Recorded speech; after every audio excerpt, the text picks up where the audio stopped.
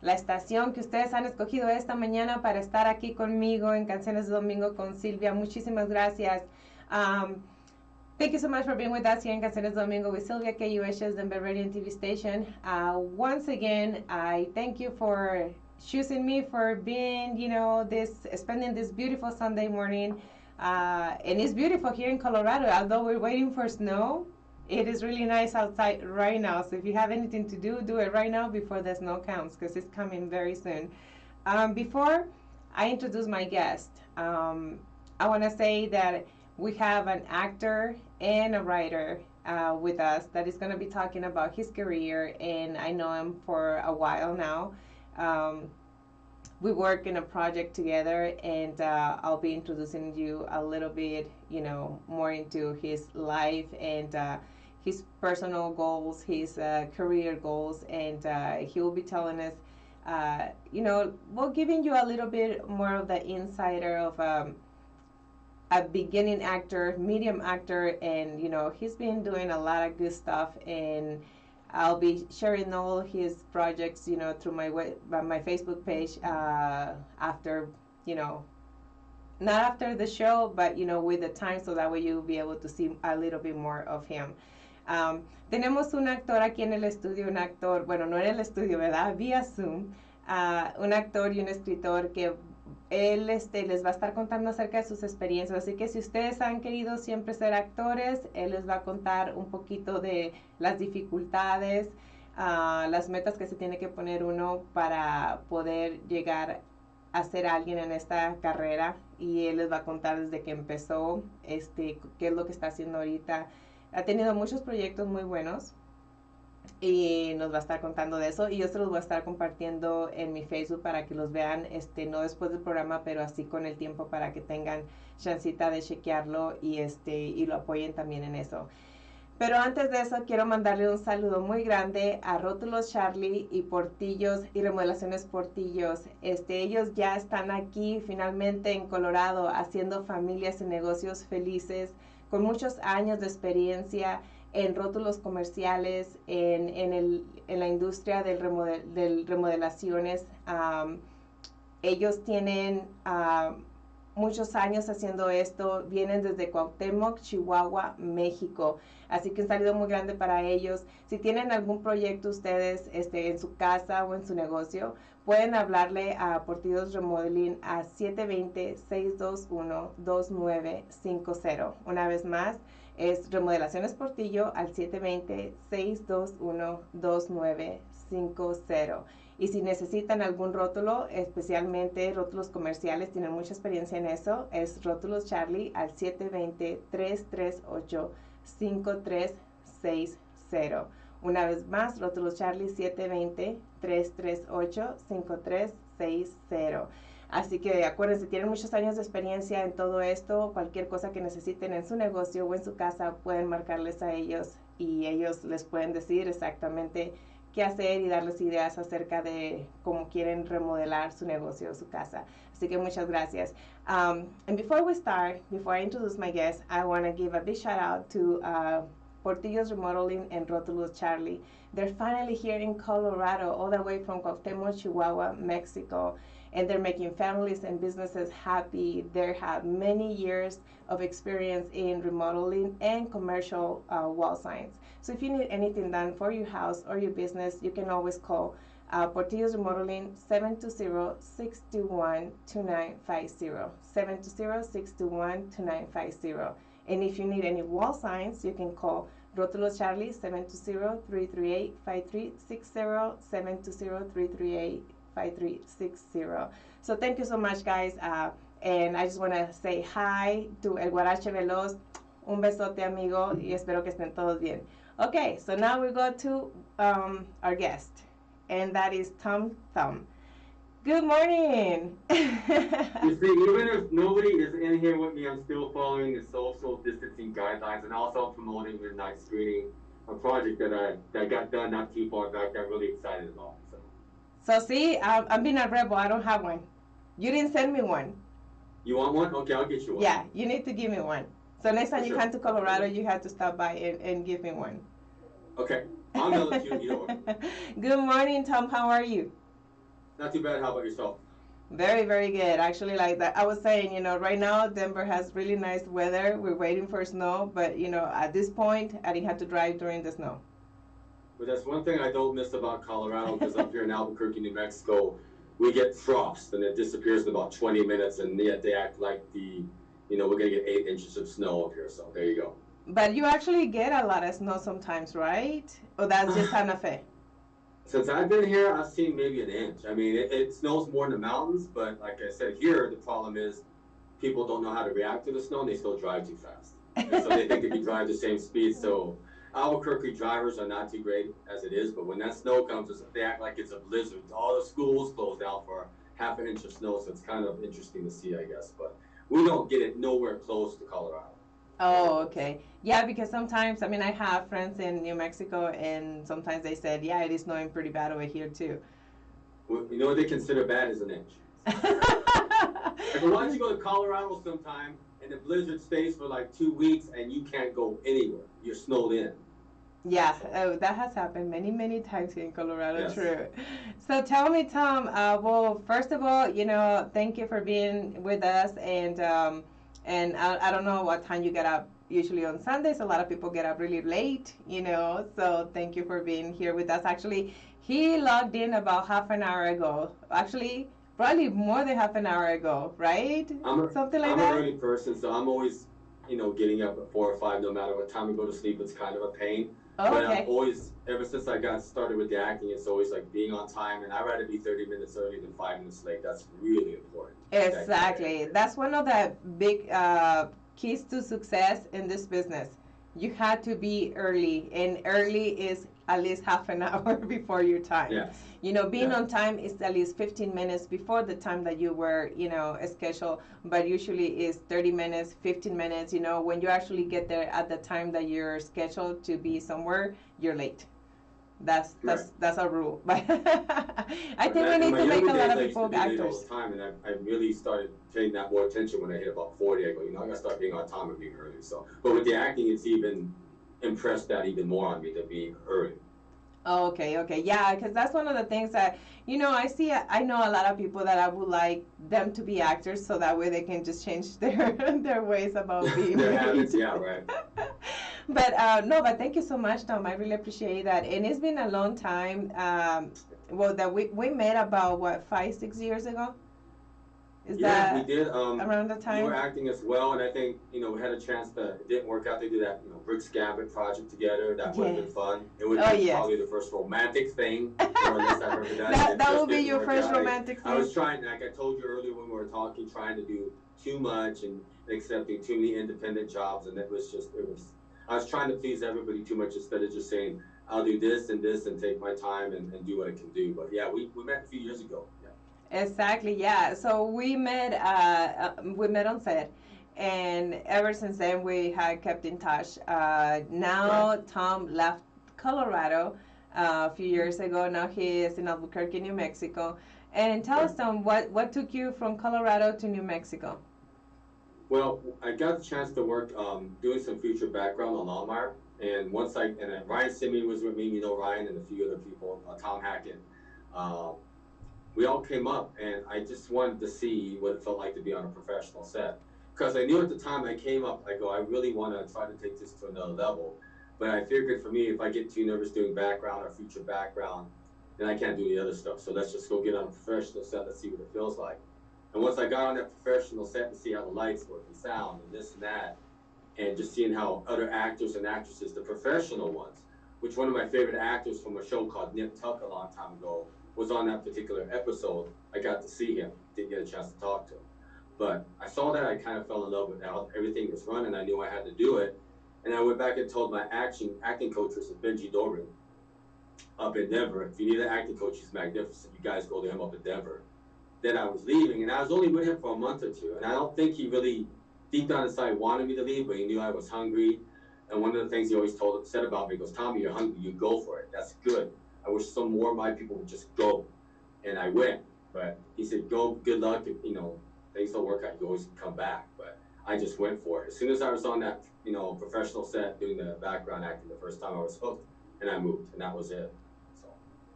And so how long you been already there in Albuquerque? Since the start of, I guess it would be 26. Well, the end of 2015, I guess. Start of 2016. Wow. So, Yeah. in all these years, what have you learned about, from starting acting to now where you are right now? Um, you got to be more patient. You got to learn that it's a million-mile race, not a 100-yard dash. And I think a lot of people, I don't know if I was rushing it when I first started, but I think I was because I was also looking at my age. Like starting at 50, I got to get things going quick, fast, because I'm 50 years old. But I started slowing down and seeing other actors my age and how they were going about theirs and realizing I don't have to rush anything. I can take my time. And of course, I got with some more trainers up there, acting coaches. I did some more independent stuff, and I started had to get comfortable in my own skin because when you first start acting, you're always in your head and you're thinking of your lines and all that stuff, and that still does happen. But once you get in the flow of it and you go on auditions, you realize it's just like jogging. And when I used to audition in Colorado, I used to think, when if they like me, this, that, blah, blah, are they going to call me back? And now it's like I do an audition, I forget about it immediately because I can't control that, what they think. You can't control the casting directors. They could have saw you as soon as you come through the door and say no, or say yes, or saw your headshot and said no and yes. So you don't know what these casting directors want. You just got to go in and audition that room and win that room, book the room, and then see what happens after that. Yeah, exactly. That's one of the things that we were talking also with our fellow friend Greg. That when you go and have an audition, you cannot be having expectations whatsoever because a lot of times the casting director doesn't even know what they want until they see it. So it's not that you did a bad job or you did, a good job. It's just what they had already in mind. The only thing you can do is try to prepare yourself as much as you can. Be early, and be professional, and from there it's not going to be your fault if you don't get a call, because you did the best you could. It's just that you were not what they were looking for. Right. They say when you get the audition, you're already winning, and everything else is icing on the cake. So that's what they say. Yeah, pretty much. I think we are getting more nervous about an audition than when we're actually going to film, just because that's the hardest part. Get a call back to do the project. So that's the more terrifying. And with me, I used to do a lot of things in Colorado, put up stuff too early, but a lot of high-end casting directors, I don't put auditions up or callbacks. I only put some up if I booked on my agent will because they really don't like that. Mm-hmm. And you got to be really careful with what you put out there and what people see. But you're right. You don't know what they're really looking for. They could have had a bad day before you came in. They could have had a bad night. They could be restless. They could have already decided that, they're letting you audition, but from your headshot, I don't know if I really want this person. So that stuff, only thing you can control in the audition, and I've learned this from other actors here, like Neil Antonio. I'm trying to think of his name right now. He's one of the British actors. He lives here. Christian Dalton. Yes. Classically trained, theatrically. I learned a lot from him. You got to be just patient, and realize just going to do your best job because, again, you don't know what they want. You don't know what they're looking for. So. Exactly. So you have learned how to be patient. Yes. You have learned how to let go the audition. Yes. And what about the community? The filming community. How's that different in Colorado? Compared to Denver, there's more of a people have it's a very solid community here. There's a lot of people that support each other. Yes, there's always going to be a little shadiness everywhere, and then Denver's the same way, but there's just more of it here. There's more people that really want to get involved and they take it serious than just want to treat it as a hobby, I guess you would say. Because I told my friend once, he goes, come back to Denver, and I told him, look, but he treats it more as a hobby, and I go, buddy, look, I didn't want to move up here and treat it as a hobby. I'm taking it serious. I would have stayed in Colorado. I just had fun doing hobbies and doing indie stuff. And as soon as I said that, he understood what I was trying to do. Compared to California, from what I've heard and friends up there, it's so cutthroat, and I never want to move there. And it's every man for himself. Or woman for himself. You just got to be careful who you talk to up there. So I would never move to LA unless I absolutely had to. I'd rather just travel back and forth from New Mexico to Los Angeles. And probably cheaper to live here. I know it is in California. Yes, definitely. That is a big, plus being in New Mexico. And I mean, One of the wonderful things is that Hollywood, California is not the only place now where there's the big studios. Now we have them in New Mexico, Georgia, and there's Right. they're doing more and more and more. So that way, everything gets spread out through the whole country. So It's all you're about, lucky. yeah, the tax incentives Yes. that they receive are very high here, and in Georgia it's uncapped tax incentive, and that's why they're going there. They're saving money. Uh, and it used to be about just Hollywood, like you said, and New York, but it's all changed, and that's good for me. So I have to move to one of those bigger cities because I love the city life, but Denver's about as big enough for me to call this Denver. I miss Denver sometimes.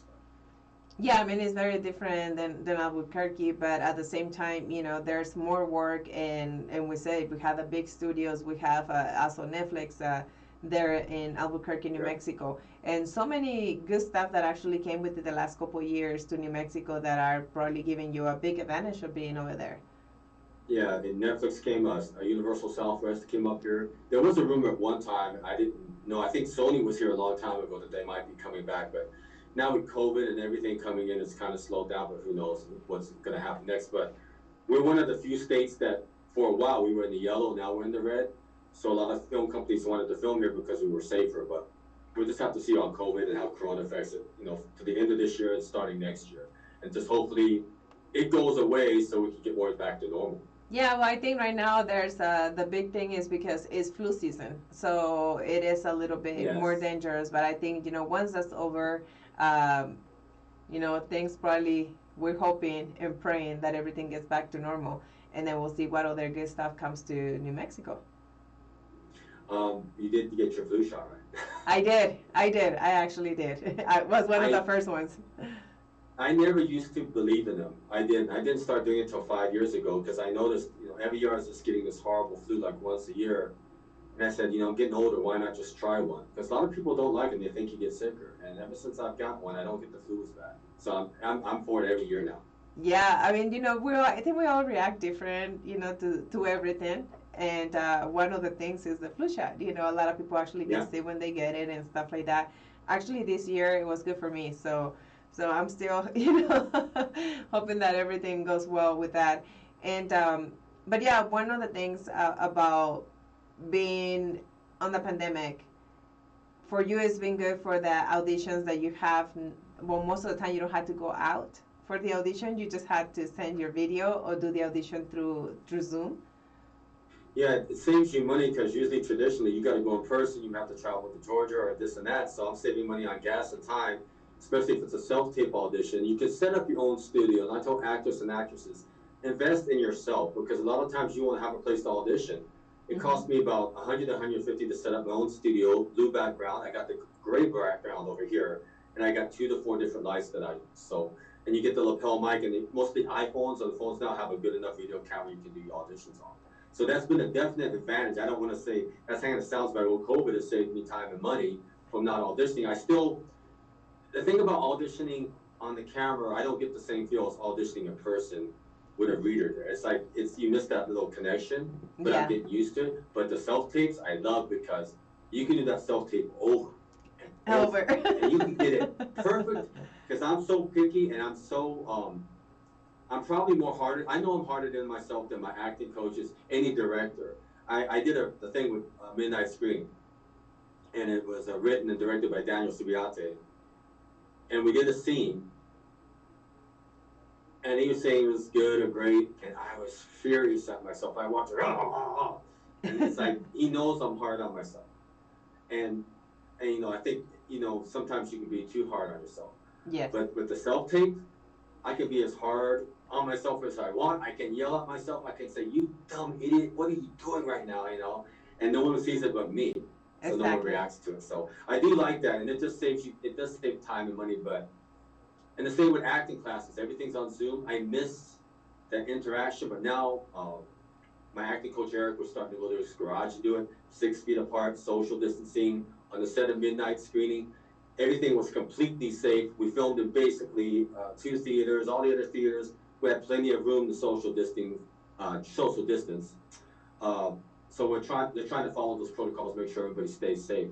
But I do miss the old acting classes the way they used to be. And I hope it comes back, but I just don't know when that's going to happen. Yes, I mean the interaction and when you have to like touch somebody, you know, that gives you like the feeling. And now it's like pretending and stuff like that is a little bit harder, I bet. It's So like that game you used to play when you were a kid, Invisible Touch, where you say, see how close you can get to me without touching me. But now it's 6 feet apart. It's exactly. like, oh my God, it sucks. That is, and but you know, one of the things is like as humans, you know, we're always trying to find a way to get around that. And you know, for midnight screening, you guys were able to find this movie theater to film and Yes. make it happen. Yeah, you know, the thing is, I love horror, and I talked to this guy a couple of times last year. Uh, he's private like me. I think we're both. I'm not sure if he's an introvert, but he's private. And at first, he talked to me about doing a western, which we're still talking about in the future. And he came up to me with this idea. He did a documentary on Gary Coleman called "The Gary I Knew." It's on YouTube. We talked twice. You know, he's very thorough. And he goes, "I have an idea for you, this character," and I can't say what it is, but midnight screening. If you've seen the trailer, it's like 80s horror. I love 80s horror. I remember Friday the 13th. The big three were Friday the 13th, Halloween, and Nightmare on Elm Street. That were the big three. Yes. Then, of course, Hellraiser. Hellraiser, I love Pinhead. He's still my favorite. That came after, so I could say that's the big four. So I remember all of those. So when he said it was like 80s horror, I said, I'm in. I love it. The prom night, all that good stuff. Um, and what I loved about being directed by him in particular is that he allowed you also to improv as long as it fit the scene. He allows you that freedom, and that was great to me. And then once I saw the trailer, when you do independence, don't ever expect to get paid. That's a rarity. Or they say, when it's deferred payment, Yeah. hey, you're not gonna get paid. You're not gonna get paid. You just gotta hope to get the sound and editing, good demo reel footage, and that was so solid. And I know with Daniel in particular, I've heard so many people say, when is it going to be out? I go, hopefully soon, maybe this year, maybe next year. It's not going to be, from what I know, a film festival thing. He's trying for distribution, which is great. And so I said, just be patient and wait. But, it was really enjoyable working at it. All the actors and actresses were amazing. Rebecca Patton, I want to single out because working close with a female in particular situations can be difficult, and she made it so easy. And I hope I made it easy on her. And I recommended her. And Daniel was talking. I need a screen queen. I need this girl, and lead part, And I worked with Rebecca on a web series, offset web series, and I had a good vibe from her. And I said, this girl will do it. She can do it. Just talk to her. And they hooked up and they started talking and it worked out. And I hope she enjoyed midnight screening and filming as much as I did, because she's the best actress so far I've worked with. Oh, and that's it's Colorado here, and hopefully I get the chance to work with her again on web series. I didn't get to work side by side with her, but she was on the same set. But yeah, it was enjoyable. I just did the thing Trick or Treat, which is creepytv.com or creepytv on YouTube actually. And I did Trick or Treat. I remember that horror movie, and they told me about it. I go, I'm in, even though I'm not gonna. I can't really say what. You already saw the trailer. Yeah, the movie's actually out. 15 minutes movie is out. I didn't last very long, but it was fun and enjoyable because again, I love the horror genre. So yeah, and it was so you. Used me. See, that's the best thing when people use you and they want you back, or they give you letters of recommendation. Sometimes you'll ask for those. Sometimes they just give it to you. You know you've done your job. And to me, that's old school. I heard a lot of people. I don't ask for those. I go, I will, because to me, if I get one, that means I've done my job. If they don't want to give you one, you might not have done your job. So to me, that's important. Yeah. And Daniel gave me an amazing one. I remember asking him for one. You don't tell him what to say. You just say, write whatever you feel. And what he said was a little bit more than what I anticipated he would say, but it made me feel great. It made me feel like, this guy's going to use me again, and I did my job. And I'm a very simple person when it comes to acting. Do your job. And I keep it simple. And I had another actor friend. I go, I wish acting was like a 9 to 5. I could just go at 9, leave at 5. Because I keep it simple. That's the way I would love it. Just like, you get your lunch bell ready to go to work. And that's the way I try to treat every assignment. Everything I do, I try to treat it like that. And that goes all the way back to Colorado. I had that attitude since then. And I think that's one of the things that took you all the way to New Mexico. That attitude. Yeah, and I know I had a friend ask me once, "You wish you would have started younger, or maybe," because I fell into acting. I told you the story. Yes. I had a girl talk me into auditioning for a vampire role I didn't want to do, and she bugged me and bugged me. I went to audition. I messed up on purpose so they wouldn't call me back. They called me back the next morning, said for me to come back, and then I studied the script and I aced it, and they wrote in a role for me. And then they said, "You need to take this more serious because you might have something. You got a particular look." And it all started from that call back. I wasn't coming back to acting if they didn't call me back. I didn't want to be there. So that's weird. But and now you love it. See, you took it so serious that you moved all the way to Albuquerque, New Yeah. Mexico, and now you're giving it all, and you're just concentrating in acting. That's what you've been doing all these years. Yeah, it's like finding a love or a passion late, you know. I mean, I modeled early out of high school and I didn't take it serious. I was a party animal all the time. And I had a chance to go to New York when I was, 18 years old. And it's like maybe it's come back around to me. So I just said, I could have said, no, I'm not going to take advantage of this. I'm just going to pass it or take a chance. And I did, and I'm glad I did. Another great guy I worked for, Denny Shopman, I did The Neighbors with.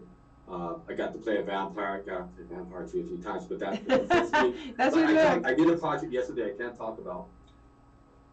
I'm so, my God, and this is a bad thing. I'm very demanding on myself. I expect a very high quality for myself. But it was enjoyable. I had a great time doing it. But me and the director talked afterwards, and he says, talking about types, he goes, "Tom, you know your type. That's good. If you can fit a particular role," and it used to be you don't want to be stereotyped. That was like back in the 60s and the 70s. It doesn't matter no more. You just got to go with your strength to get your foot in the door. And then after that, concentrate on, doing these other type of roles. But right now I'm trying to go with my strength, and that's playing serious, vampire, the bad guy, whatever. Let's see how that works out for me. Yeah, and I think one of the reasons why you have that look, like you said, it depends on your haircut and your attitude. You have like the rough, look. The what? What did you just say? What did you just say?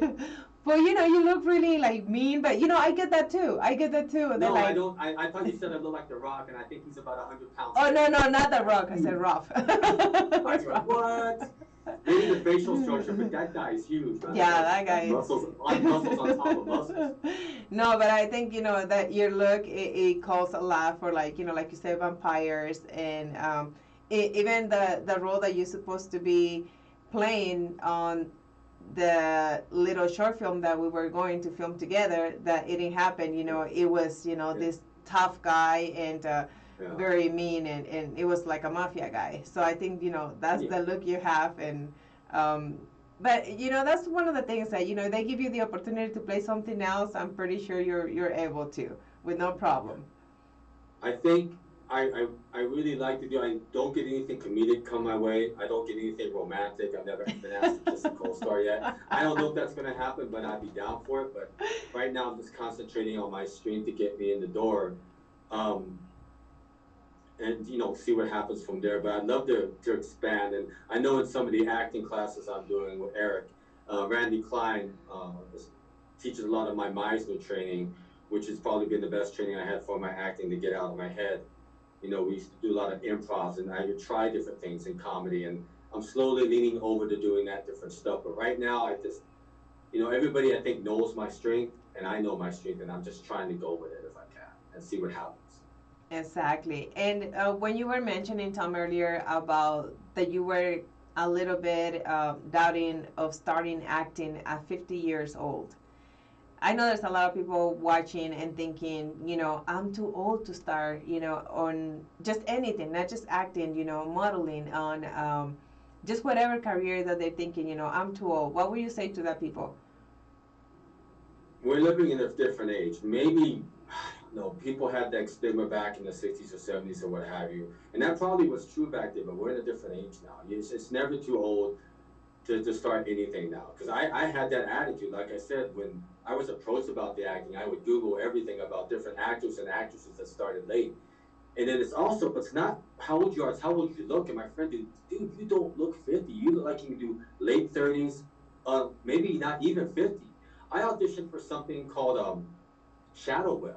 It was a thing in Colorado. And I auditioned for the 50 and over part, and I walked in, they said no. I go, why not? Because you look too young. So they had me audition for the 39-year-old.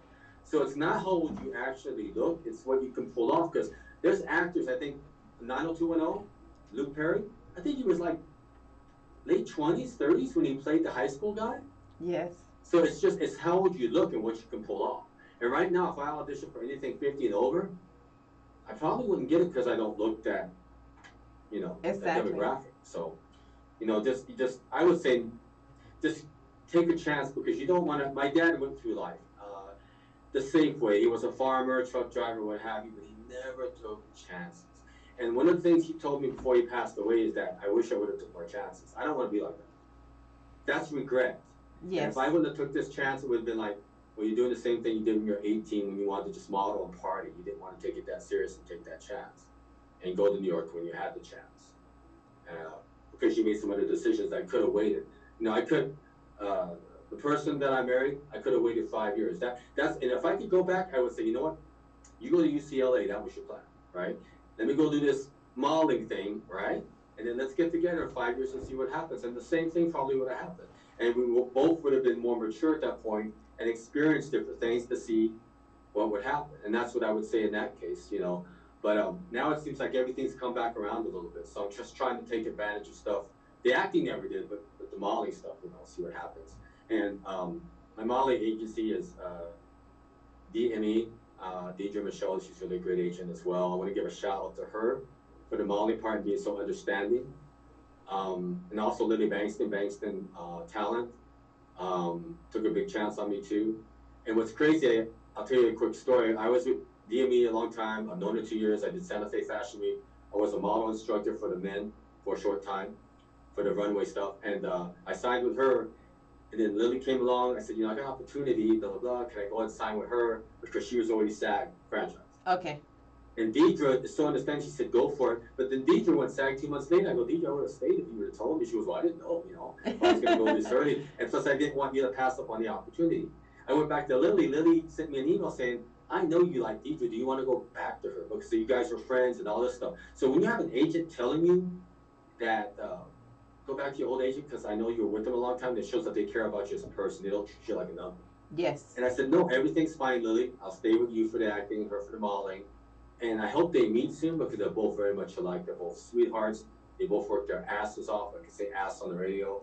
Yes, you can. You always want to have agents that, number one, agents work for you, managers work for you, acting coaches work for you. If they're not working with you and they're not working to better you, then you need to fire them and get somebody else. And that's the thing, when I first got in, I thought I worked for them. So I always say, oh, sure, I'll do it. Oh, sure, I'll do it. Instead of making all decisions what I wanted to do. I used to have a manager.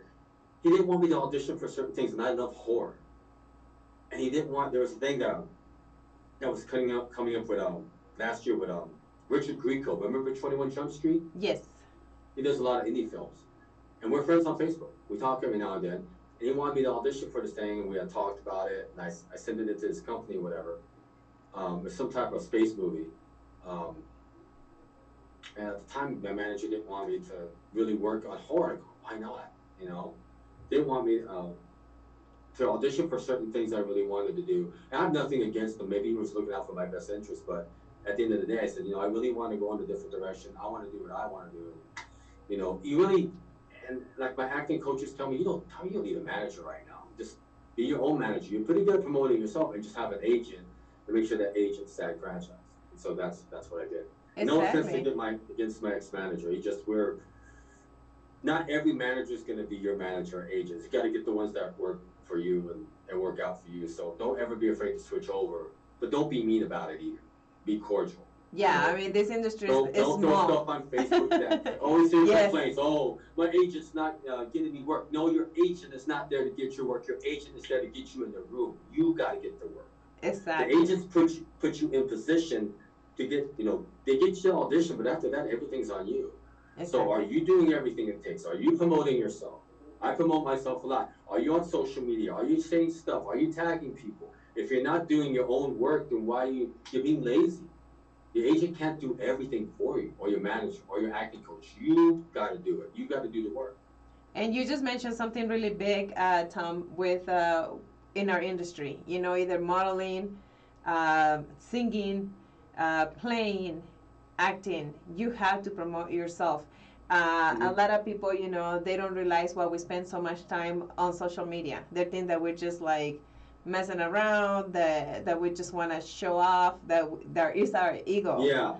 It's our ego talking. I got that once from somebody. I was going to do a particular project for, until I explained what I was actually doing.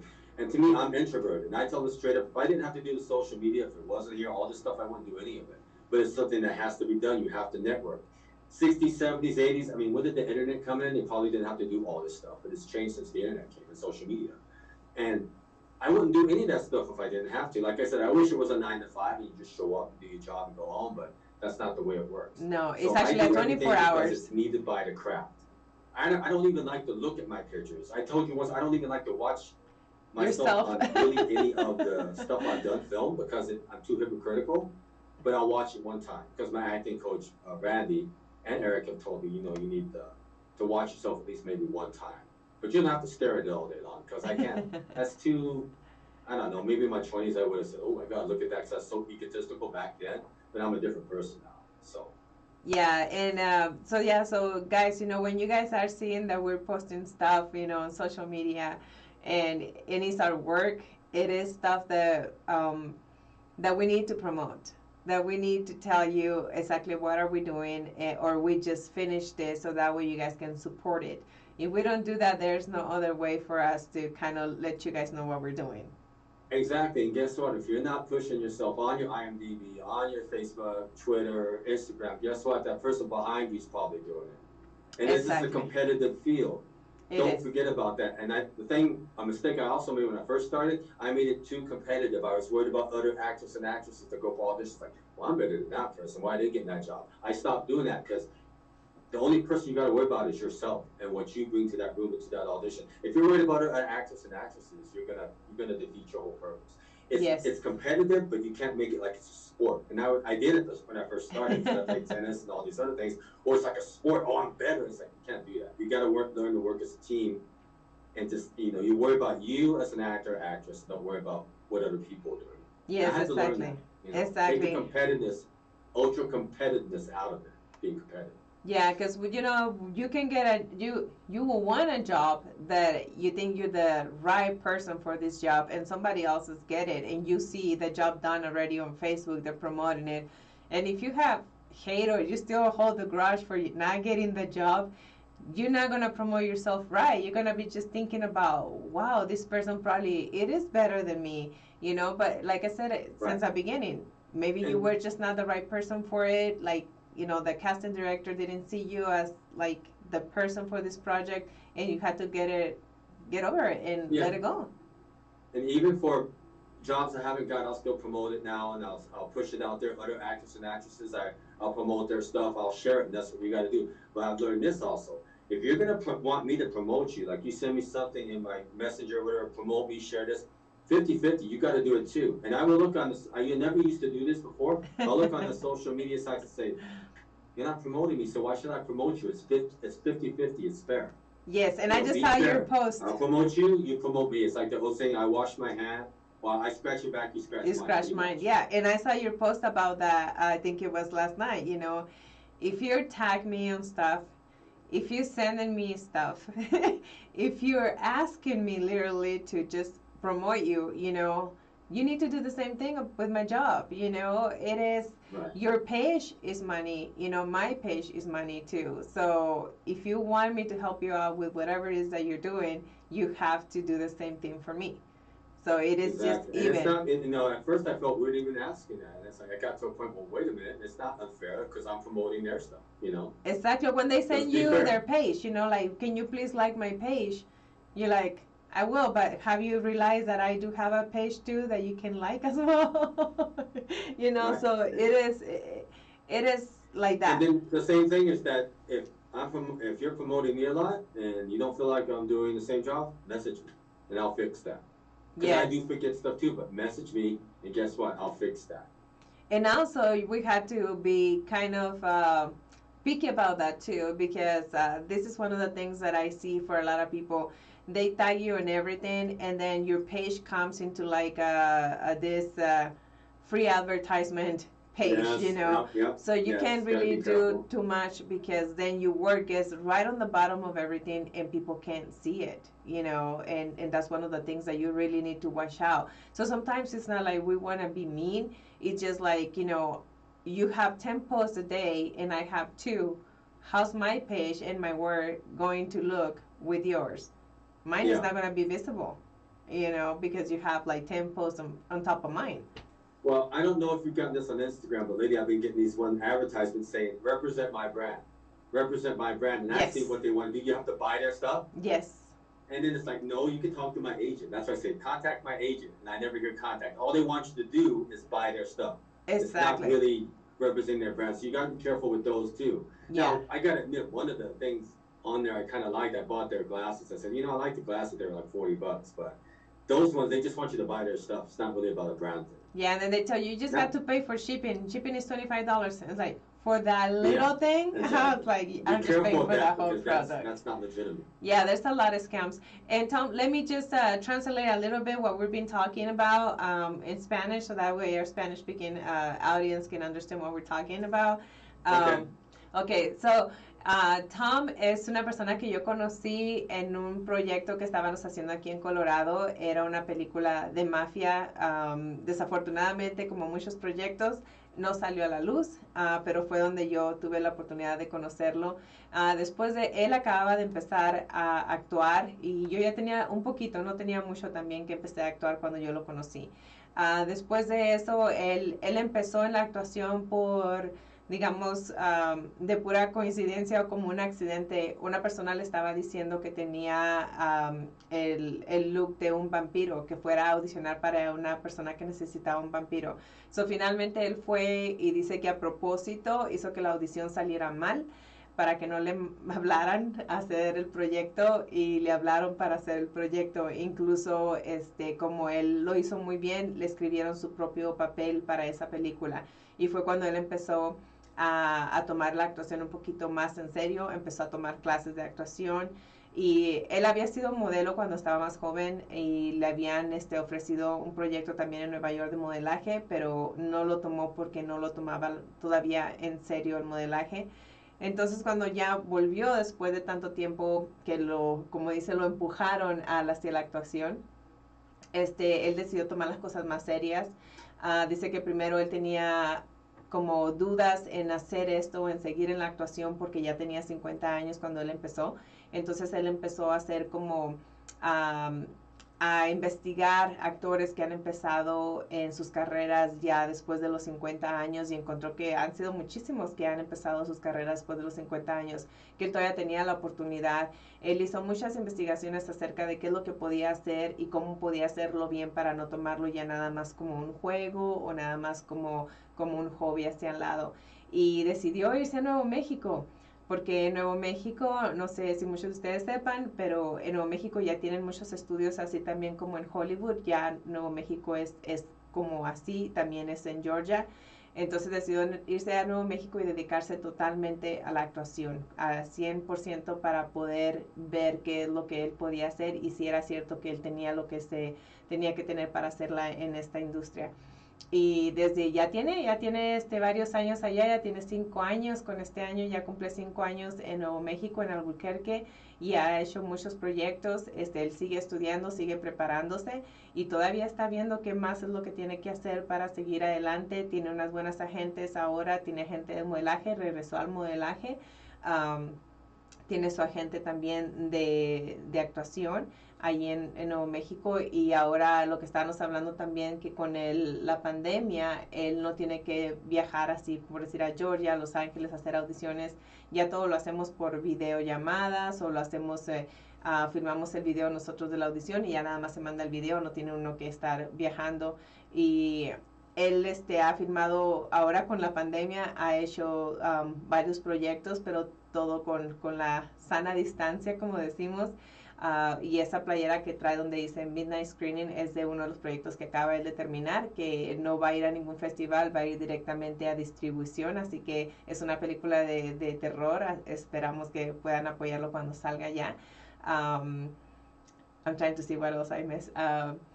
Pero sí, así como decimos, un resumen, un resumen de lo que nos ha dicho Tom, es de eso, y también pues estábamos hablando de que cuando quieran empezar su carrera, no nomás por la edad que tienen, vayan a decir que ya no es tiempo, para todo hay tiempo, y si dicen ya está muy viejita para el modelaje tiene de todos tipos, hay modelaje comercial, hay de todo, donde se necesitan también gente ya más grande, o sea, como le digo, véanme a mí, ya grande, pero cuando antes en los que estamos hablando de los 80s, los 90s, todavía decían, oh sí, hay cierta edad para hacer las cosas, pero ya ahorita en los 2000 y cacho ya no hay así como edad para hacer las cosas, ya a la hora que ustedes piensen que están listos para hacer ciertas cosas, vean también los pros y los contras para las cosas que quieran hacer y anímense y háganlo, como les digo, a él está yendo muy bien y esperamos que siga subiendo. Okay, let me, for the ones that just tuned in, this is Canciones de Domingo with Silvia, KUHS Denver Radio and TV station. Thank you for tuning in. We had Tom here with us. He's an actor and a writer, and he is in Albuquerque, New Mexico. So we're just interviewing him, knowing a little bit more about his life, his career, and everything that he's doing and that he is going to do. So, para los que nos acaban de sintonizar, estamos en Canciones de Domingo con Silvia, KUHS en Radio y Televisión, y tenemos a nuestro invitado Tom, that he está, yeah, I'm with the Spanglish now, okay? Él está en Albuquerque, Nuevo México, y nos está contando acerca de su vida, de las cosas que ha hecho y las cosas que vienen aquí en un futuro. Y también les quiero decir que, ese sí lo tengo que leer, disculpen, porque no me lo habían dicho. Estamos siendo patrocinados ahora de nuevo por una aseguranza, así que se los voy a leer en inglés. Health and family are essential and deserve the best protection. Connect for Health Colorado, in the official health insurance marketplace in Colorado, is the only place that offers financial help to lower the cost of coverage. Finding the best health insurance for your family at low cost does not have to be complicated. Shop the best coverage option for you and your family. Calling 1-855-756-6749 or visiting connectforhealth.com. Connect for Health Colorado. We are here to help. So this Tuesday on the Nooner with Paul Chavez, we're going to have Andy Figueroa with Alliance Resources for Small Businesses, City of Thornton. So don't make sure you don't miss it. And they're going to be talking about all this stuff. So yeah, so okay, so let's continue with Tom. Okay, so we got that in Spanish, we got our accent, and so yeah. You gotta pay those bills. Exactly. So tell us, Tom, now, what are the future projects that you have going on? The ones that you can talk about. I know yesterday you were filming, and you cannot say anything about that project yet. Well, I think I've told you before, I don't put, especially for a lot of the SAG projects, I don't put auditions up or callbacks unless I actually get the gig. But it's safe to say, what can I say? I can't say much because I don't like to talk about auditions, especially for SAG projects. I know I have a project hopefully coming up next year called The Colors of Hell. I bet you can guess what I'm going to play in that. Yes. No guess. Okay. The devil? Wrong. You would think that, right? I thought that. I'm actually, he wants me to play a medicine man, like the Old West, the medicine men that come up with all the toxins and elixirs. So I was kind of relieved, so I'm not a bad guy. I'm kind of like a weird medicine man. So this will be your first one? Your first kind of...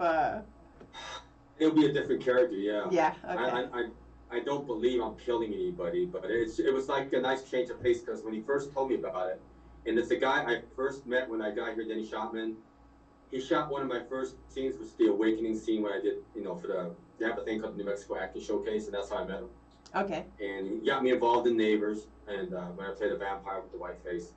And he told me about it. The first thing I said, Colors of Hell, I go, I already know what you want. And I was like, the devil, right? He goes, no, that's it. Wow, you're like, yes, I'm ready. And I said, great. I mean, I would play the devil too, but it's nice to get something different. And we're supposed to start filming that next year. I've talked to Daniel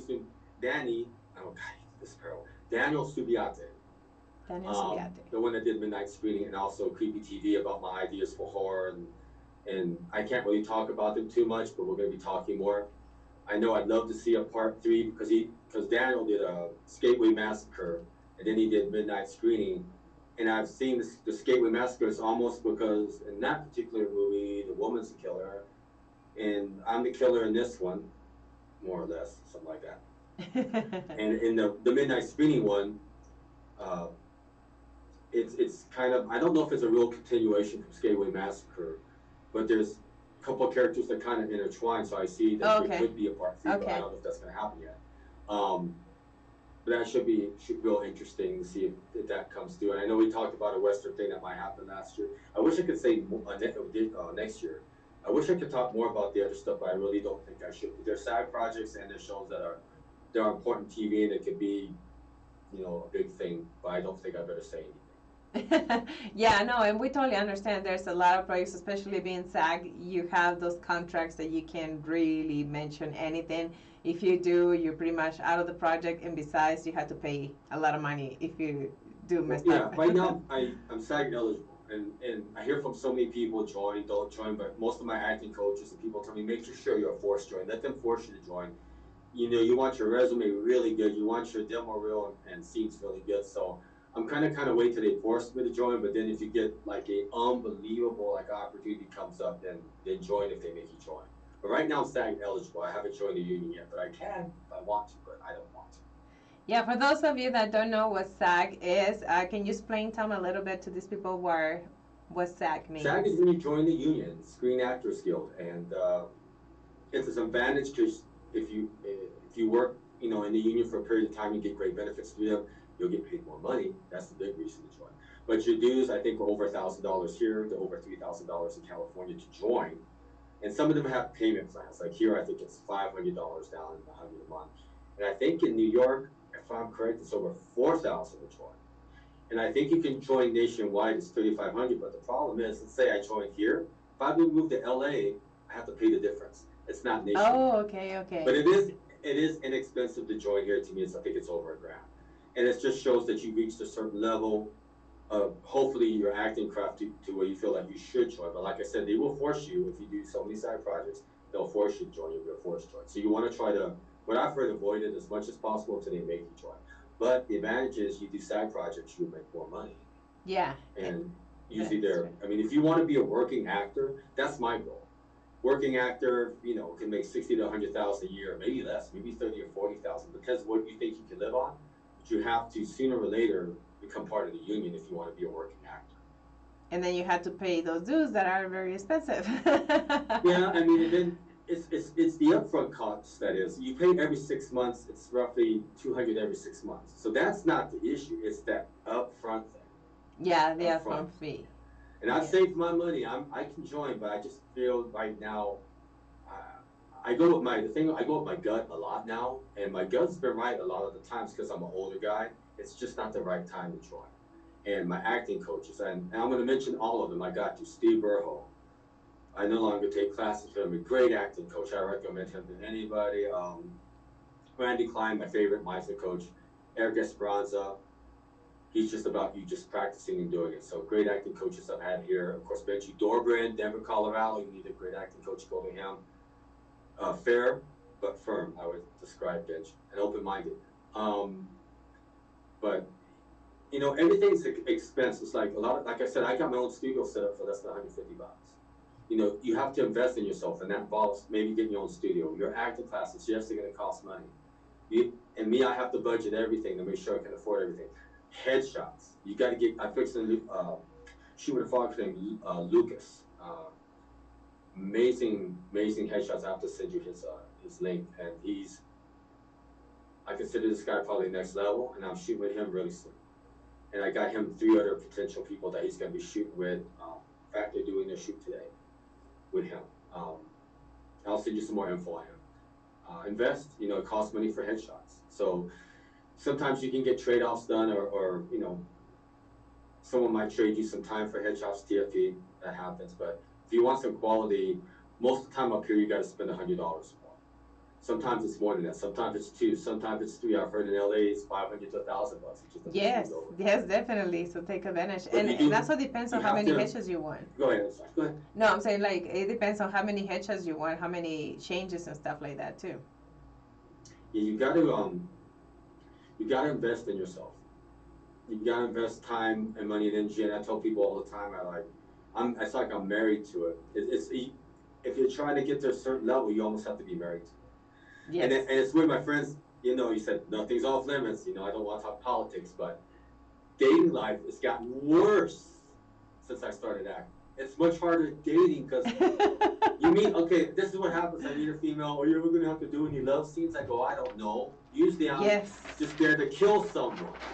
But if that happens, that's my job. I got to do it. But I've never been asked to be romantically involved with anybody on anything yet. But if I do, that's my job. Are you going to be able to deal with that? No. Then I can't date you. You got to be more open-minded than that. So my friends think it's made it better. It's made my dating life worse. And that's why I really don't date right now. So. Yeah, it is kind of hard. People that actually are in a relationship with a person, like either yourself or myself, that we're in this business, they had to be understandable of what we do, love scenes and photo shoots with male models and things like that. They're not real. I mean, it's a job that we're doing, and they need to understand it that way. And it's not like you by yourself in this bedroom scene. You have people with lights, you have people behind the cameras, you have people that are looking that all the details are correct.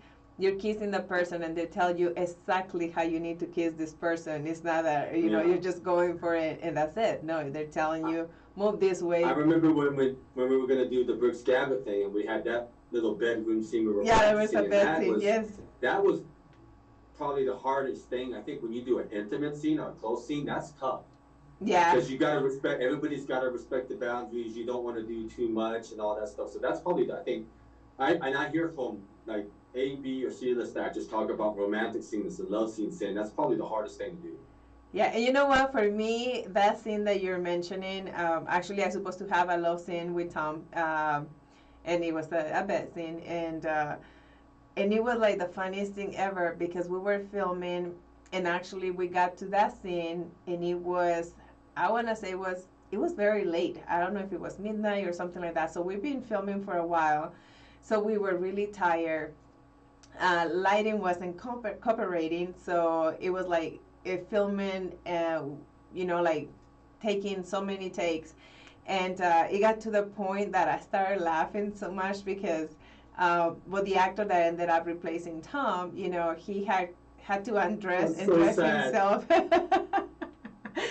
I know it would have been a lot of fun too, but he had to dress and undress himself like probably about 30 times, and it was 30 times. It was so funny because it was like a weird take, and it was always missing something on the take, so it was like he was already sweating, and it was so funny. So I started laughing like crazy, and I couldn't stop. And actually, our friend Shawana,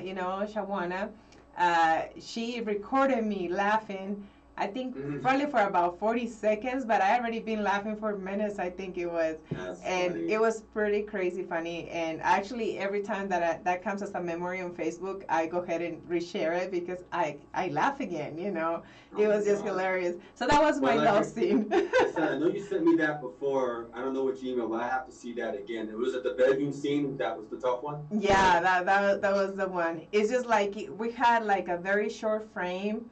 So he had it to kind of bend a lot when he was undressing, or he would be caught. And, so he was always getting caught and had to dress back again and then undress again. So it was funny. So by the time that he got back, he got to me, like very close to the bed, I started laughing. It was so funny. Yeah. But yeah. I mean, you never know how things are going to turn out, how many takes it's actually going to take. When it's only 1 or 2 takes, I think you're probably really lucky with that. Yeah, and so, love scenes, they don't necessarily have to be very romantic like you see on a lot of places. Like I said, you don't know what happens behind camera. Like for me, it was just laughing like crazy. So once you see the love scene, you don't take it as serious. But that's something that a lot of people don't understand, how many people are there. Actually, we have people under the bed with microphones. We had, so it's like, it's a lot of people there. What's funny too is I always think, well, if I ever get a chance to do a love scene, and I don't date because of some of the insecurity I've dealt with trying to date in the business. Maybe I'll get lucky and I'll meet a girlfriend on set. You never know. It does happen, you know. Yeah, maybe that would be more understandable. You need to actually date an actress so that way she understands what she goes for. Well, I've had 2 dates with girls that are actresses. Oh. Trying to do what I do. And they still were insecure, and I didn't get that. It's like, why? I mean, you're doing the same thing. If you have to kiss a dude, I don't care. That's your job. And that was where I go, why? And I go, are you just insecure to be insecure then? I don't get it. But I've tried that. And it's like, what the hell? I'm an actor. You're an actress. I mean, it should, you know, fit. Yes, definitely. Maybe it's just not my time. I don't know. And it's with my grandkids. I have 8 grandkids. I want to mention all the names in a minute. Fix to be a great grandfather. They always ask me, you know, the younger ones, when are you going to get married? When are we going to have another, you know, grandma? I go, I don't know if I'm going to get married again. I don't know. Because I'm set in my ways, too, being an introvert since 2015. So it might happen, it might not. But they just want another grandma to buy them things anyway. So they're not fooling me one bit. Well, you know, one of the good things is that you know what you want. So you don't expect anything less. And being in this business and being dedicated to acting, you know, for now 5 years straight, you can't just leave that just like that for somebody that is telling you that they're not comfortable on you making a love scene or kissing someone, you know, on a scene. Mm-hmm. And that is something that probably is a big no-no. Like, it's not the right person. If they're insecure about that, they're probably insecure about a lot of other things that you don't want to be involved in. Exactly. That tells me a lot. Exactly. Well, that's good that at least you know now that exactly what you're looking for. So, Congratulations on that. I mean, like you said, maybe it's not the time yet. And so see, guys, you know, you can be 50, 55, and it's still finding something, you know, new in life. To me, when I go back and visit my family, it's always for birthdays and holidays. Now, a great-grand child coming. That keeps me busy too. And the person I'm with, they have to understand that's a big part of my life. A lot of them don't want to deal with a guy that has 8 grandkids and now a great grandchild possibly coming. So if you don't want to deal with that, then guess what? You're not going to deal with me. Exactly. They want everybody single with like no responsibilities whatsoever and just take care of them, right? And the thing is, it's not that they're my kids. They're not around me all the time. They're my great. My grandkids. You shouldn't have a problem with that. They're not at my place. My place, nobody comes to my place but me. So it's like, yeah. So when I see them, I'd rather go to Denver. There's more to do up in that area, Milliken and Greeley. Here, the only thing I really suggest they come see me for is a balloon festival.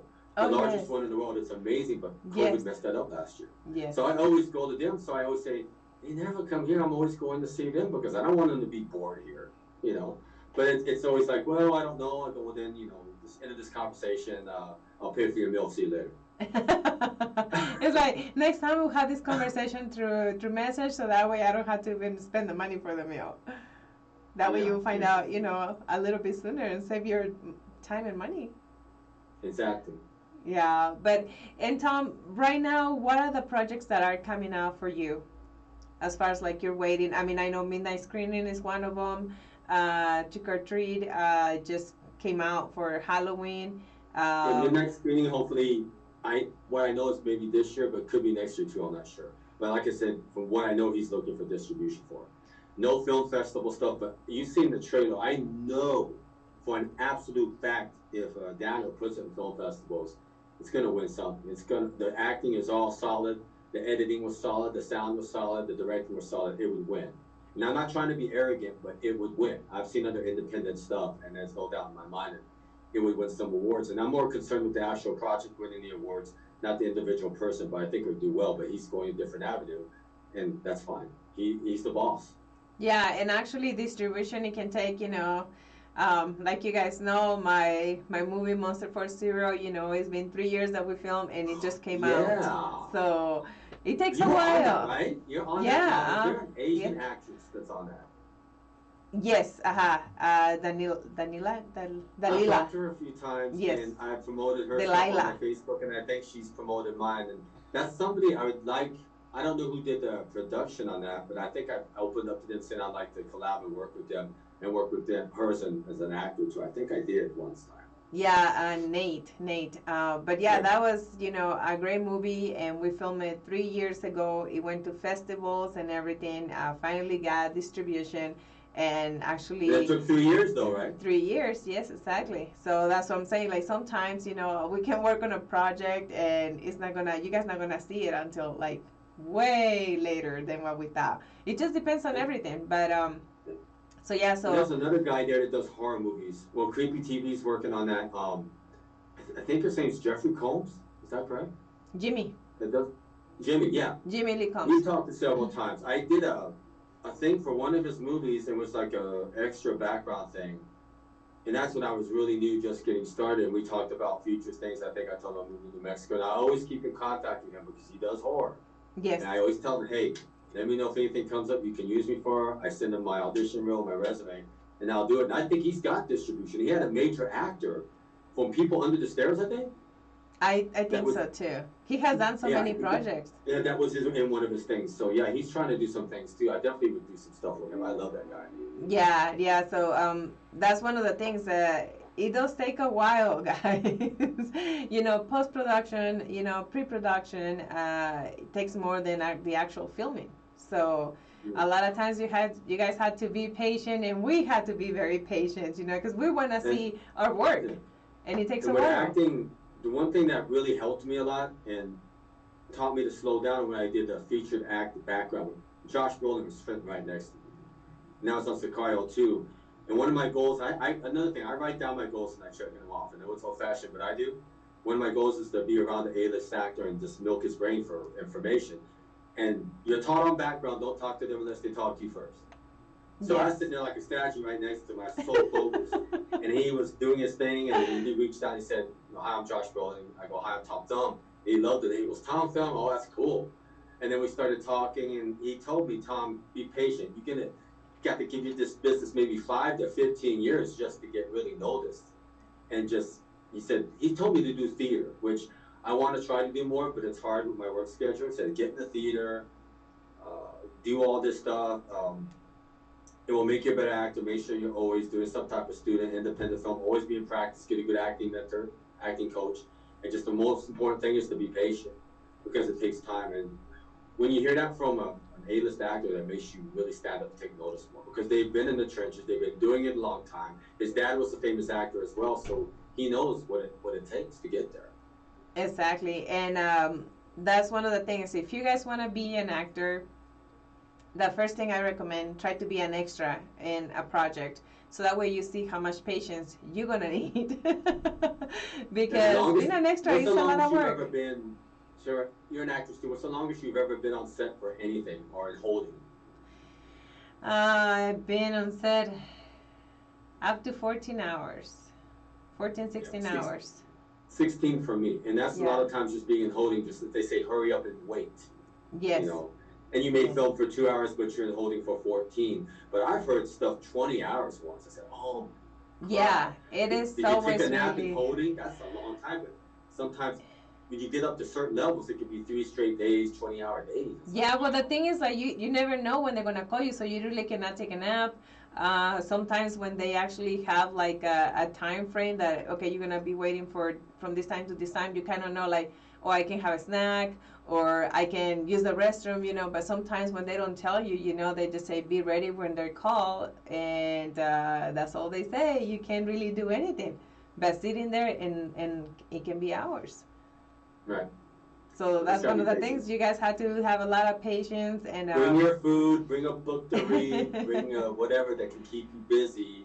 Yes. Bring your cell phone. Just make sure you keep your cell phone in holding. Don't take it out to set and take pictures. Don't be a numbskull. Yeah, and make sure you don't have it loud either. There's a lot of people that are waiting and they have their cell phones all loud. If you're going to be listening to anything, on your cell phone, please bring your headphones. Headphones, please, because it is annoying. A lot of people are actually trying to study their lines, or they're trying to do, just concentrate on whatever they're gonna do. And when you're there with all this noise, it's annoying. And the thing is, cell phones are definitely no on anything on background. And I remember I did Better Call Saul background. This guy came up to me. We were on set, said, "Take a selfie with me." I go, "Get the heck out with me. You're gonna get kicked off set." And one of the 80s whatever one of the head honchos saw him and pointed at him and said, "Come here," kicked him off the set. I've never seen him do background again. He probably got blackballed. And you can't get blackballed in this industry. Yes, you can. I mean, just that if you work good, the word is going to spread really fast. If you do bad, it's going to spread faster. So, so you need to make sure, that's what I said, be on time. And on time is 15 minutes to half an hour earlier than your scheduled time. If you get there right on time, it is considered that you're late, even though that you can wait another 10 minutes to be called to whatever it is, an audition or whatever it is. But, they are seeing at what time you're actually getting there because they're seeing how professional you are. Right, and when I did the first one for Longmire, my first background thing, when I really motivated to move it, Ryan came up with me, and the first thing he told me afterwards, we all rode in the same car on the way back. He said, "Man, you go like a pro on set. That was really good." And that made me feel like, that was a motivation for me to do it more when he heard that, because I respected him because he's been in California. He knows what happens up there, and I respect people that have been in the trenches and been actors before that can give me solid advice, and he was one of the actors that did. I love Ryan. Ryan recently came up here. We worked on a project I can't talk about. We were in the same scene together, and we got a chance to catch up, and that was last year. So it was good to see him again because I hadn't seen him since I moved. Yeah, actually haven't seen Ryan in a long time. What is that newsroom thing he does? Newsroom comedy he does? I forgot the name. He does a newsroom show, nevertheless, and it's I've seen the clips and it's funny. It's really funny. I'd love to be on that and be like a goofy, stupid weatherman, like Anchorman or something. Oh yes. Well, you need next time that you come to Colorado, maybe he can plan something out. In fact, in my acting class, we're doing kind of a skit for that, where I play the weatherman. Kind of a goofy dude. For a change, but it's for our acting class for Eric Esperanza. So have you done comedy? Just in classes, I haven't really. I mean, I'm starting to do a little bit more of that in the classes, but I've never. Nobody wants me to audition to be the funny guy. It's always a cop, maybe a serious spotter, figure type. I know with the new headshots I'm going to be doing, that's coming up. My agent Lily Bankston wants me to do football coach, down with the hair longer, football coach, lawyer, father, and then of course the serious stuff. Yeah. Smile a little bit, show a little bit more lightheartedness, and we'll see what happens after that. Most of the time it's your local psychopath, your local cult leader, your local murderer, your local vampire. So yeah. No, but yeah, I've come to terms with it. Yeah, I mean that's a good thing that you did. But yeah, I think you had to smile a lot. You have to know your type, and I know my type now. Yeah, but I think you can do just anything. Just make sure that one of those headshots you're there with a big smile, show all your teeth, and just be. Okay, this is for like the comedy ones, and so that way when there's an audition for comedy, you have your headshot ready. Yeah, because one thing my acting coach told me, and Steve Burholt told me this, Eric Esperanza, Randy Klein, said if you do something totally different, they'll go, "Oh my God, you can actually do comedy because you look so serious all the time," and that could totally throw them off. Like, whoa, we got to get them in some comedy. Because they don't expect you to do comedy, they expect you to be the killer. So that's what we're trying to work on right now. Exactly, and that's one of the things that you kind of had to be versatile, a little bit with different things, just so that way you have a little bit of everything under the belt, So whenever something comes up, it's like, hey, I think I can do that. Like, you never done it. Look, I have this little thing, that I did, and they can see it, and they can see your funny side as well. Yeah. Yeah, true. So that's one of the things that you want to do when you take headshots. You want to do headshots for everything. I mean, commercial headshots are more smiley, more welcoming, more like that. One series. I'll tell you a story about commercial. When I auditioned for Big Fish Talent. There's a few agencies there in Denver, and this is when I had a short haircut where it looked like I'm going to kill everybody, and. When I was with Steve Burho, I was in his acting class here in Albuquerque, great acting coach. He used to tell me, "That's BS, you can do commercials. Who told you that?" I go, "An agency said that I look too mean to do commercial. Look, I don't have one." They go, "That's BS. With your hair, yeah, it's growing out longer, it looks better, you don't look like so serious," but I don't believe that for a second. But I was told in Colorado by several agencies, you have too much of a mean look to do certain things. No, I just think that they don't see your other side. Yeah, but then I thought about it. Let me use that as my strength. And that's what I did. If you see me as a killer, by God, I'll be one. Yeah, well, you know, it's like they said, if you start loving your weaknesses and your, you know, the stuff that you think is wrong with you, nobody Mm-hmm. can use it against you because Yeah. you're you're loving it, you're embracing them, and you know, and you use it as your strength, like you said. And plus, bad guys. I mean, when I watch a movie, I'm more fascinated by the bad guy, honestly, than the good guy. I want to know what makes him bad. What happened in his past? Did his wife die? Did this happen? Did that happen? So I'm more fascinated actually by the bad guy than the good. Yeah, it's always nice. Actually, one of my friends had a live stream the other day, and he was doing like Jason versus Freddy, and he was like reading the lives of each one of them, like what, you know, why they were the way they were, you know. So you kind of start seeing that a little bit different. Yeah, because I mean, Jason drowned. Yes. These kids didn't save him. He didn't set out to be no killer. These kids were picking on him. Now, Freddy, on the other hand, he was bad. He deserved what happened to him. Freddy was a bad guy. And Michael Myers, if you've seen, like I saw the one that Rob Zombie made of Halloween, Uh-huh. showed his childhood. The guy was picked on. Childhood was horrible. Parents were horrible. He got picked on. He just got pushed too far, and then he became this Michael Myers. So you read the backstories, and it always seems like there's something bad happened to that person, just that flipped them over the edge. Except for Freddy. Freddy's just bad.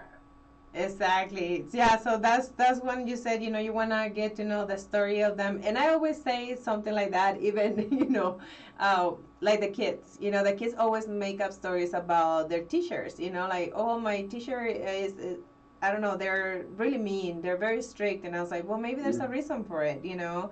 What Yeah. about if your teacher always is been having bad students. So she's used to that and she used to deal with bad students. So she treats everybody as a bad student. So why don't you show her you're different, you know, instead of actually acting like a bad student because she's treating you like one. And Yeah. although, like I said, you know, they need to be nice, you know, and everything, I just try to give my kids like give them the benefit of the doubt, you know, and try to see the other side. It's like, okay, maybe she had a really bad day. Maybe somebody's sick from their family. You know, let's try to understand your teacher. Maybe, you know, whatever it is sick, and she has to, you know, put a good face to come to class and show you whatever she needs to show you.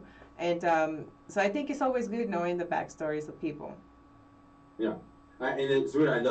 I've seen all the Halloween movies. Some of them have been pretty bad. I always love the original. But the only thing I wondered is that I want to know about his childhood. I don't know why he wasn't born that way. Something happened, and then when they showed, you know, Rob Zombie, I love his music, and they're saying he's going to start making horror movies. I saw, you know, Night of a Thousand Corpses and Devil's Rejects, and I heard he's going to do Halloween. I go, oh, this should be pretty good. And I said they did what I wanted. I wanted to see his childhood and to see what made him become Michael Myers. So Rob Zombie's awesome. I love most of his stuff. It's really good. Have you seen the new movie? Well, I can't remember the name of it, but the Halloween 21? movie with Adam Sandler. I mean, it's Horror Adam movie? Sandler. No, was it Adam Sandler? Yeah, I think it was. Well, it's kind of like a comedy horror. I forget the name of it, but we watched it a couple weeks ago. It's pretty weird, and it also has the backstory of it. It's pretty cool. I need to send it. I'll I'm send like, you the name of it. yeah, if you get it, send it to me because I'm always interested in seeing something different. I like the Conjuring movies. That was interesting because it's based kind of on true story. Yes. I still think the King of the Exorcism movie is the original Exorcist. I got the uncut version, and that still scares the crap out of me. And that's always been the best. But Conjuring is really close. I saw The Nun, which was about where that creepy nun came from. That was good.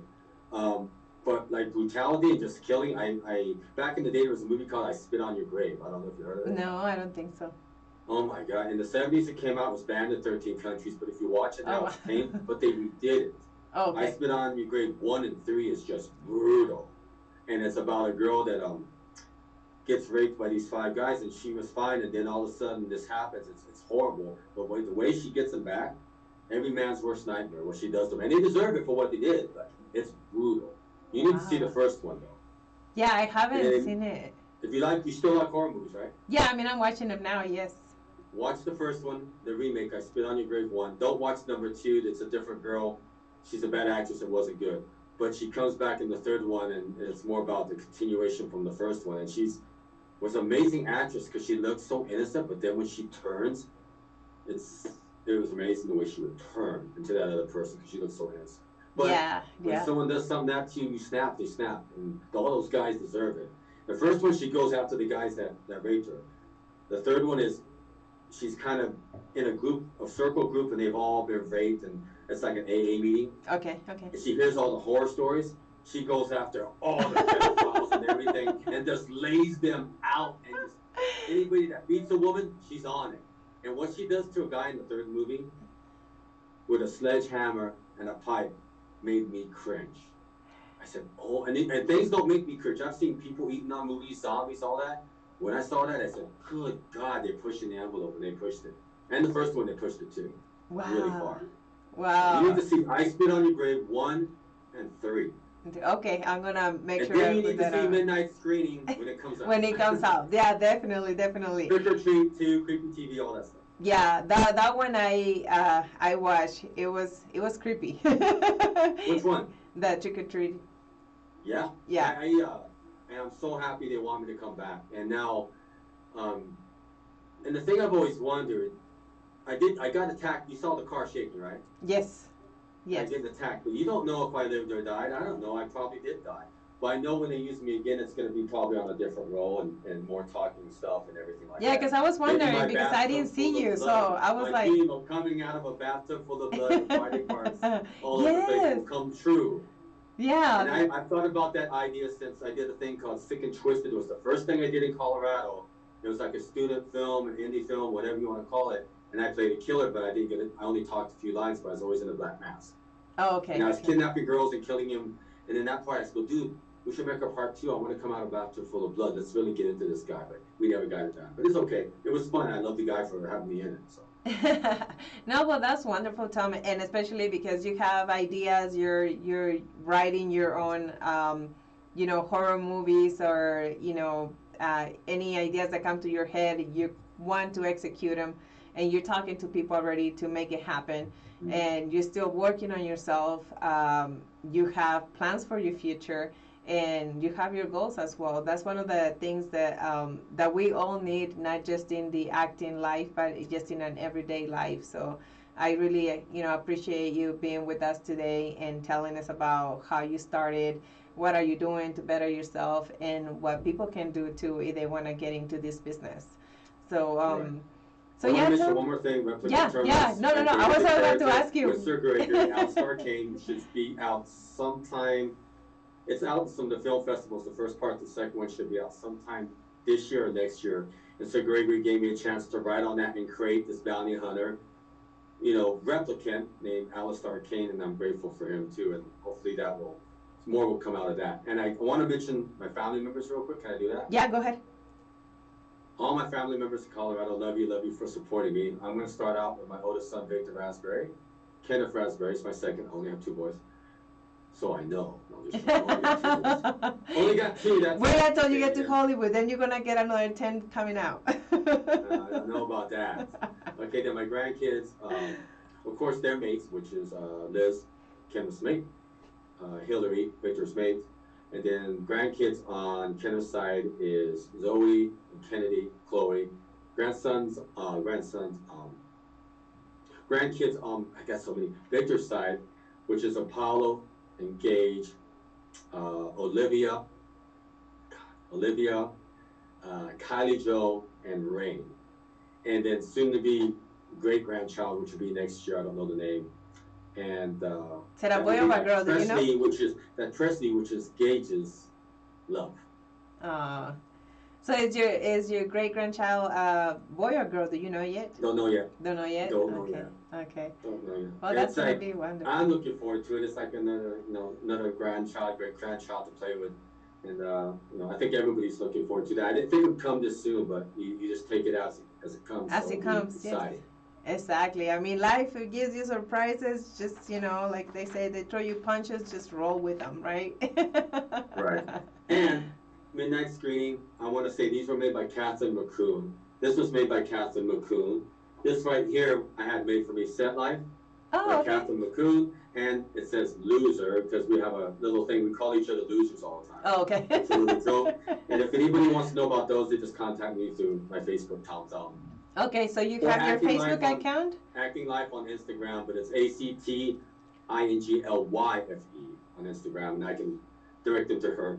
Okay, so there you guys have it. He's on Facebook and he's on Instagram as well. So any questions, or if you want to just follow him to find out more about the projects that he's going to be working on, or when the other projects come out, please go ahead, follow him.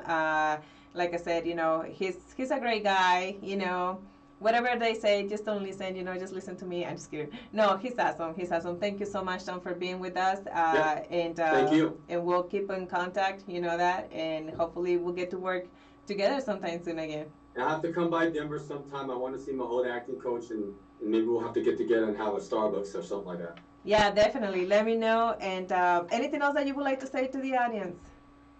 No, that's it. Enjoyed it. It was fun. I gotta get. And the more I get doing these things, it gets more easier. I'll say that, but it was fun. Yeah. Well, thank you, Tom. I love you. Big kisses, and I'll keep on talking to you. Okay. Bye. Bye. Well, my friends, I just want to say again about the health insurance, because I did it in English, but I didn't do it in Spanish. So,